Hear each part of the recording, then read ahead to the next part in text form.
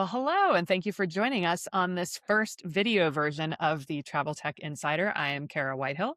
And I'm Gilad Berenstein. We are thrilled to have you back with us for another episode of the Travel Tech Insider on video. This is an exciting time for the Travel Tech Insider. Season 4 of our podcast, our Future of Travel and Hospitality dinner series, the TTI mixers, and so much more coming your way. Today, we're beyond excited to launch another new initiative from the Travel Tech Insider, our Conversations from the Mailbag, an opportunity for all of you to join the conversation. But before we get started, Kara, how are you and what's new in your world? I am enjoying summer. It's a great start to a very busy next few months. I think both personally in our worlds, but also in the travel sector in general. With the World Cup coming up, we've got a lot of conferences and events. A couple of our events that we're going to be kicking off too. So very excited to get going on that. But what about you? Yeah, same thing. I've spent the last few months traveling the world, and I've heard so many questions about our industry, both from those with inside, the innovators and startups, but also from banks and financial institutions and just travelers all over the world. So I'm really excited to hear what our audience is asking about. Definitely, definitely. And so in today's conversation, we are excited to dive into the topics from our listeners around the world. We were thrilled to get so many questions from listeners near and far. Kind of surprised at the reach that we've had there, which is fun to see. So today we're going to hear from our listeners across India, San Francisco, and Morocco. And we cannot wait to bring you into this conversation. So let's get started. Absolutely. Well, our first question comes from here on the West Coast, from Cal in San Francisco. And he asks, he's curious how much real innovation you're seeing in your deal flow around fintech specifically within hospitality. That is a great question. I think there's kind of two layers to that from what I've been seeing. Spent a lot of time. I've been fascinated at agentic applications and all the promise that that holds. But agentic applications can only really do stuff if they're wired into the payment part of that, right? So there's a inherent fintech layer that needs to exist that hasn't really existed in the way that we're kind of looking ahead and to how it needs to exist, right? And so I think whether those are going to be specific to hospitality in terms of pure play hospitality fintech, I don't know that I see that so much. I think the innovation is coming more horizontally, Yeah. and stuff that's more embedded in those agentic and identity related applications than kind of native hospitality. Because when you think about it, hospitality is just one part of your trip, right? You still have your flight, you have your transportation, you have your loyalty points, you have a whole host of other things, the activities you do, the restaurants you go to, and all of that. So I don't think hospitality itself is going to own the consumer side of fintech. However, I think that there's some interesting applications on the B2B side. And so, we've seen folks like Muse and Canary. I know Stripe has some things, Adyen, a number of folks that have been building in that area that will help on the B2B side, whether it's, taking more forms of payment from their customers or accelerating payments, both, paying and collecting from their vendors and their partners. So I think that's the part, I would say the B2B part, maybe more specifically within hospitality. But again, I don't know that there's a big enough market for pure play fintech and hospitality on the B2B side. I think those are going to be features of broader hospitality platforms that can service a lot of other needs within that constituency. But I don't know, Gilad, what are you seeing? Yeah, similarly, I think there's a lot of opportunity in B2B, even though, like you said, probably horizontal opportunity. I'm really excited about smart contracts. We saw a little bit of this pick up steam in 21 and 22, and then was kind of some of the collapse of Web3. We saw those go away, but I actually think the smart contract itself is both an operational utility, but also a financial innovation. And especially if we think about commissions and all the different people have to get paid during a trip and all the terms, like some people get paid up front, some people get paid after you visit them, all that kind of stuff. I think smart contracts can help in both, like I said, efficiency, but dramatically reducing some of those fees that we certainly none of us want to be paying. Yeah.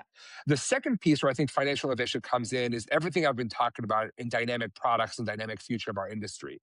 It's not just about selecting the right experience, the right hotel, but it's putting together a package that's dynamically put together for me.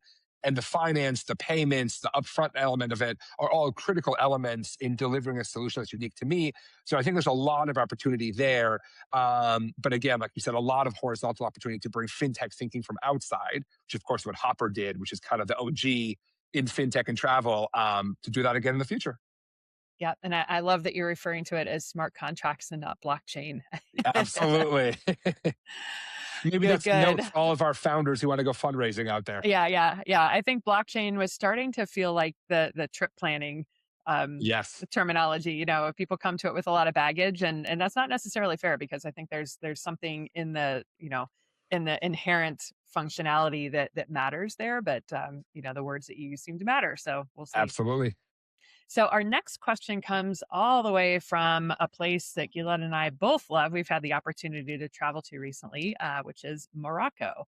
And Hamza asks us, why are hotels so late in technology adoption? So Gilad, why don't you lead the way there? Yeah, that is like the billion-dollar question in our industry, I think. And I think there's One some of them. elements, one of them, exactly. Yeah. I think some of it goes all the way back and some of it is new. So first and foremost, right, like our industry made some poor decisions in the late 90s and early 2000s in technology adoption, both technology itself and also some of the business models and agreements that were signed around technology, which put us at a systemic disadvantage for a long time. The idea we always hear on the hospitality side is the OTA versus the hotel and the price parity agreement and who gets the margin to invest in technology. I think there's some historical elements in why it is that hotels have been slow adopters. But additionally, I think a lot of it has to do with the personality and the reality of running hotels. As I always like to say, the difference between a hotel you want to go back to and one you don't is typically operational excellence. So the leadership of the hotel, the GM, the VPs, the other people working at the hotel, if there's a traveler or customer problem, that is always the first priority. It's not having another call with another startup to understand voice AI better or something like that. So, in addition to the historical elements, we just have a reality that it is very operationally difficult to buy tech to run hospitality, and thus buying technology becomes a secondary element of that. And then the last piece is personalization. Historically, our line of business systems were very rigid, and they can maybe account for 80% of the needs of personalizing on property, but not for the 20%. And I always illustrate this by saying every hotel back office has so many sticky notes all over everything. The sticky notes are what your system is not able to manage. And then people have this thing of like, well, the system's not managing it anyways. So why would I upgrade the system? Why would I connect more things to the system, et cetera? So we have some history, we have some reality, we have some personality. But again, I'm optimistic that hopefully with agentic AI and some of the things we're building now, we can become early adopters again. How do you think about this challenge? Yeah, it's interesting to me because I'm a bit of an outsider here. I've not spent as much time in the hospitality side for sure, but I look at it a couple different ways. One is it strikes me that, hospitality in total, the focus is on the human side of it, right? And so I think there's an inherent reluctance to run too fast at technology that does in any way kind of strip back that ability to have that human element involved. So I think that's one of the tensions that we see or that I've seen when I talk to hoteliers, where they're like, our secret sauce is our ability to just be warm and friendly and Yep. gracious and welcoming and not be like behind the screen typing things, right? So I think that's an overly simplistic answer, but I think that's one reason why they may be a little slower to adopt a lot of these more modern technologies.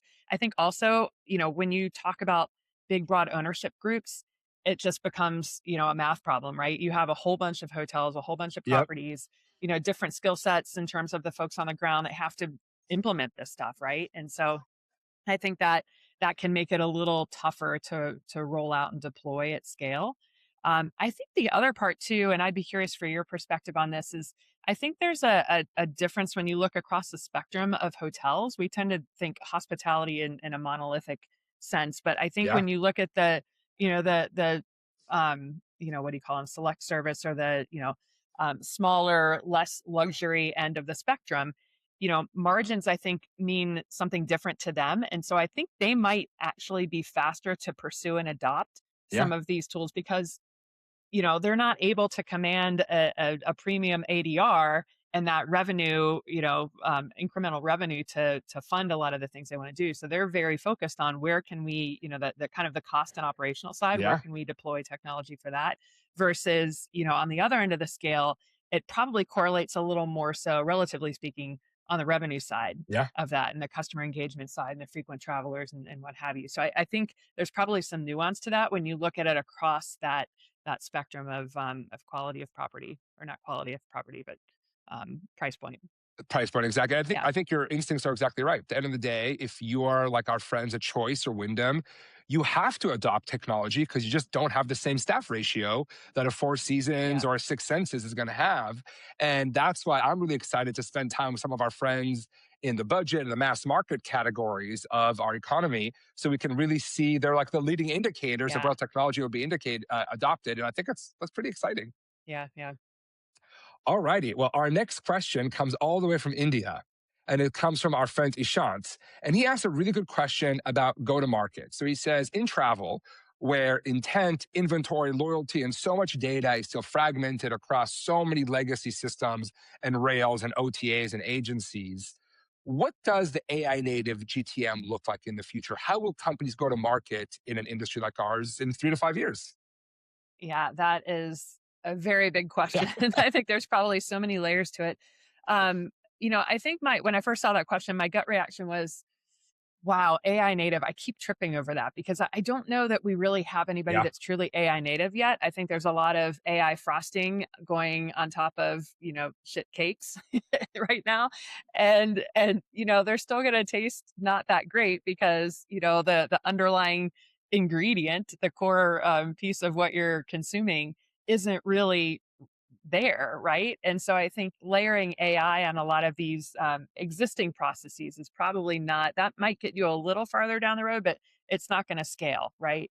If you have broken processes and you layer AI on top of them, they're just going to break faster and at scale, Yeah. right? So I think there's still a lot of thrash to go on there, but I've been thinking a lot about go to market from there's a lot of, and again, this isn't travel specific, but there's a lot of really interesting tooling out there that helps you with discovery and helps you with messaging, helps you with research, and a lot of that kind of I'd say the less sexy part of Yeah. go to market. And so those things already exist and they're great. I mean, we use Claude for a lot of Yeah. our things for the pod, and it's been a lot of fun. I think in terms of like the consumer piece, I'm very interested to see what happens with social because I think Yeah. there's a layer of artificial intelligence that's going to connect the dots from the social part of discovery, which I think is still where more of that discovery is gonna exist. And then stitching that into once you have discovered where you're going to go, that's when you're going to turn to a lot of these LLMs and other touch points to kind of research, do that next layer of Yeah. research on, okay, well, what specific hotels or what specific neighborhoods or restaurants or whatever. And so I think that's the part where, from a go to market perspective, if I'm a hotel or a restaurant, maybe lesser to a lesser degree an airline, I need to think about how I show up there. And so that's not Yeah. going to be, traditional sales teams doing market outreach. It's going to be content driven, and a lot of that instrumentation that is much more, the AI component of that matters a lot more. So you're going to have to apply these AI Yeah. tooling to organize your data, make it consumable for the LLMs and all of that, but you're going to have to use it in a very different way further up the funnel. So, it'll be interesting to watch. I don't think any of us really have a Yeah. strong idea on what that's going to look like just yet.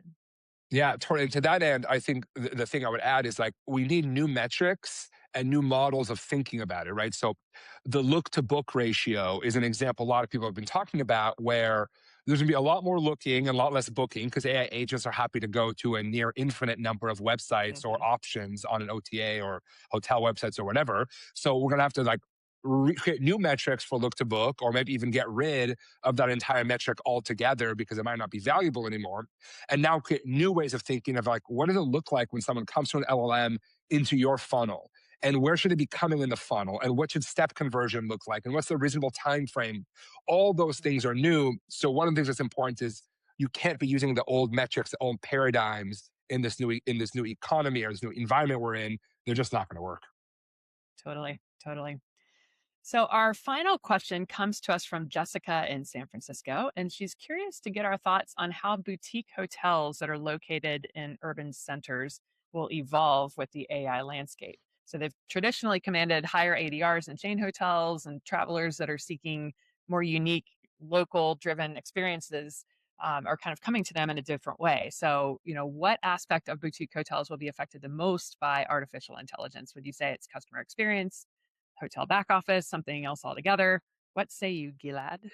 So I think reach is the big delta they're going to have. And this really belongs to a much greater concept I've been writing about a lot that I call the golden era of small and medium business. And it seems to me that over the last 20 years, I use this analogy all the time on stage where I say, like, I would meet a boutique hotel and they'd say, well, we're in this huge disadvantage compared to Marriott. And then Marriott would say, we're huge disadvantage compared to Expedia. And Expedia would say, we're a huge disadvantage compared to Google. And the thing is, like, those were all roughly accurate over the past 10 or 15 years. But those disadvantages are quickly going away. The number of engineers that your boutique hotel can hire is no longer correlated with your ability to deploy high quality technology. The number of PhDs attracted to your team is no longer correlated with your ability to use data at scale. So I think that's an incredibly exciting reality we're in. And of course, it's important to state out loud that a vast majority of the travel hospitality industry are small and medium players. And often the brands that we care about most, that we most want to go vacation with again, are these small local brands. So I think this is going to be a wonderful time to be a boutique hotel. I think they'll have an opportunity to deploy technology both in the back of the house and the customer service piece, but really in discoverability and distribution, which I think is where their number one disadvantage was compared to the Marriotts or Four Seasons of the world. I'm really excited for them, and I completely agree with with what Jessica asked about the hyper local nature of being at a boutique hotel that feels local, or where the people working there are local. So I'm really excited about their future. How do you think about that? Yeah, I definitely agree on the back office and a lot of that behind the scenes unsexy stuff because there is, like you said, rooms full of post-it notes in the back there, Yeah. and those are easy low hanging fruit items to deploy. I think again, as we have a demographic that's coming up that's very familiar and very comfortable with these AI tools, and so I think as they come into the professional workforce and they take over these jobs, they're going to be like, what is this post-it note situation? Like, I can write an agent to fix this in 2 minutes, right? So I think you're going to see that naturally occur.